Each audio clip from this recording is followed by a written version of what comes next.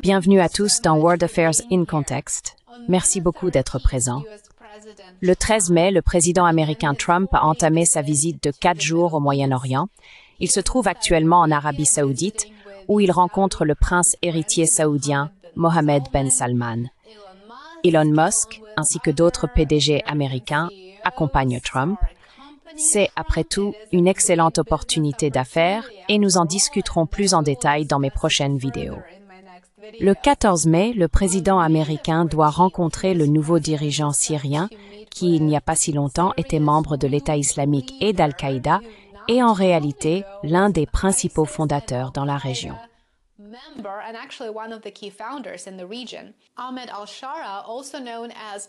Ahmed al-Shara, également connu sous le nom de Mohammed al-Jolani, était le fondateur de Hayat Tahrir al-Sham, ou HTS, qui est toujours désigné comme organisation terroriste par les États-Unis.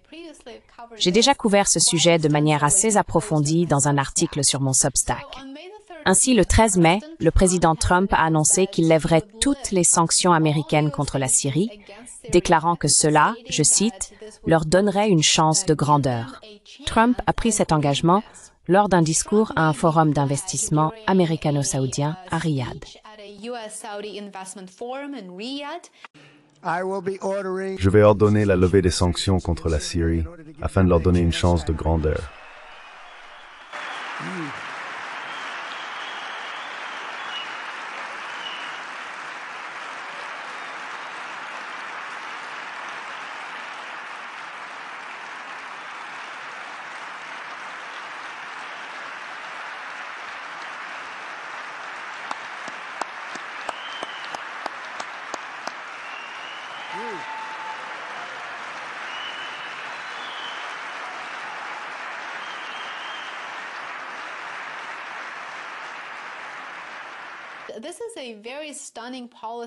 Il s'agit d'un revirement de politique très spectaculaire aux implications véritablement mondiales, d'autant plus que Trump se prépare à rencontrer personnellement le chef du HTS, Ahmed al-Shara.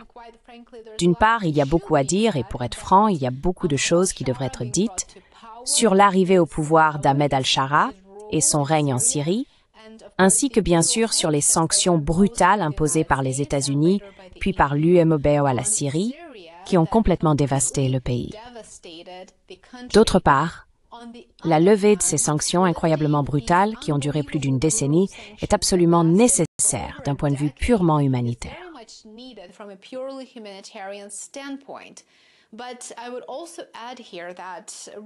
Mais j'ajouterais aussi qu'il est tout aussi inacceptable de rester aveugle, d'ignorer délibérément le long passé de violence et d'atteinte aux droits humains d'Al-Shara, alors que principalement des femmes alaouites sont enlevées pratiquement chaque jour et disparaissent en Syrie sous son régime.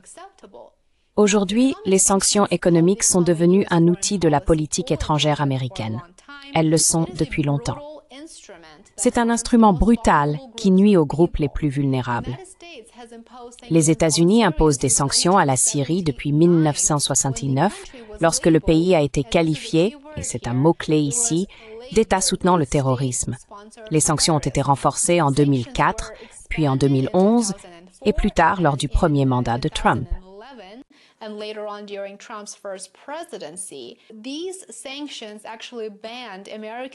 Ces sanctions interdisaient en réalité aux citoyens et entreprises américains du monde entier d'investir en Syrie, de fournir une aide à la population syrienne ou de soutenir efficacement son secteur pétrolier et gazier crucial. L'objectif de ces sanctions était de renverser l'ancien président Bachar al-Assad en raison de sa position sur certaines questions politiques impliquant Israël et l'Iran. Pendant la guerre en Syrie, le contrôle des ressources pétrolières et gazières du pays est devenu un objectif clé. Les FDS kurdes, soutenus par les États-Unis, ont capturé des sites comme le champ gazier de Konoko. Konoko, bien sûr, s'est retiré en 2005, si je ne me trompe pas, mais le champ est resté très stratégique et des troupes américaines y étaient présentes. C'est d'ailleurs Trump qui a durci les sanctions contre la Syrie lors de sa première présidence.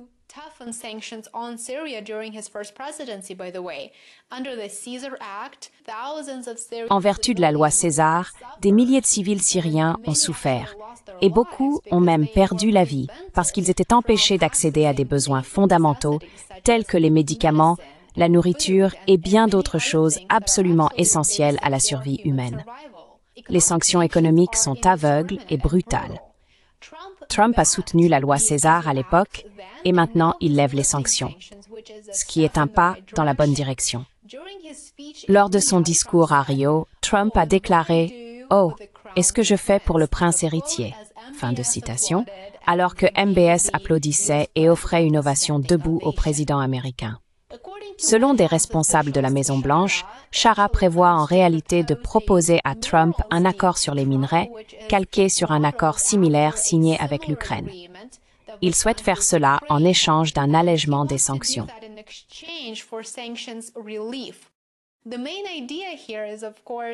L'idée principale ici est bien sûr que des entreprises américaines viennent aider à reconstruire le secteur pétrolier et gazier syrien, gravement endommagé. L'accord pourrait également débloquer des milliards de dollars d'avoirs syriens gelés. Une autre proposition assez choquante, annoncée par Shara ce week-end, est sa suggestion de construire une Trump Tower à Damas. Trump a semblé minimiser cette idée, qui est, franchement, pour le moins embarrassante. Mais il est clair que Shara cherche un soutien économique important de la part des États-Unis et, très probablement, une reconnaissance américaine du gouvernement syrien dirigé par le HTS. Bien qu'il soit évident que des préoccupations éthiques seraient centrales ici, compte tenu du passé assez notoire de Shara et aussi de ses activités actuelles. Ahmed al-Shara devrait également aborder la question de la normalisation des relations avec Israël. D'ailleurs,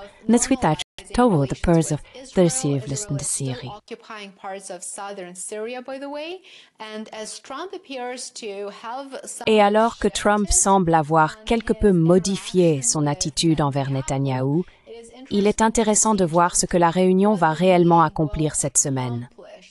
Rappelez-vous que Trump ne visite pas Israël lors de sa tournée au Moyen-Orient cette fois-ci. La levée des sanctions contre la Syrie est une décision très importante. Le peuple syrien a énormément souffert du fait que les États-Unis et l'UEPR ont soutenu la coercition financière et économique pour atteindre leurs propres ambitions politiques dans la région, au détriment des vies syriennes. Merci de regarder cette vidéo. N'oubliez pas de montrer votre soutien. Aimez, abonnez-vous et partagez. Cela fait vraiment la différence. Assurez-vous de vous abonner à worldaffairsandcontext.com.